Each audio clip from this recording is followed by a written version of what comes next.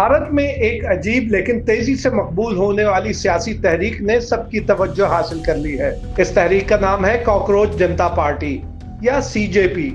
یہ سب اس وقت شروع ہوا جب بھارتی چیف جسٹس سوریہ کانت نے حکومت مخالف نوجوانوں کو کاکروچ قرار دیا، لیکن جین زی نے اس بیان کو توہین کے بجائے اپنی شناخت بنا لیا اور دیکھتے ہی دیکھتے کاکروچ انقلاب سوشل میڈیا پر ٹرینڈ بن گیا۔ چند نوجوانوں نے طنزیہ انداز میں کاکروچ جنتا پارٹی کے نام سے آن لائن تحریک شروع کی، جس کے بانی ابھیجیت دھپکے بتائے جاتے ہیں۔ حیران کن طور پر صرف 6 دنوں میں اس تحریک کے فالوورز 2 کروڑ سے تجاوز کر گئے۔ جب حکومت نے ان کا ایکس اکاؤنٹ معطل کیا تو کارکن فوراً کاکروچ از بیک کے نام سے واپس آ گئے۔ یہ تحریک صرف مذاق نہیں بلکہ نوجوانوں کے غصے، بے روزگاری، مہنگائی، تعلیمی مسائل اور اظہار رائے پر پابندیوں کے خلاف ایک علامت بنتی جا رہی ہے۔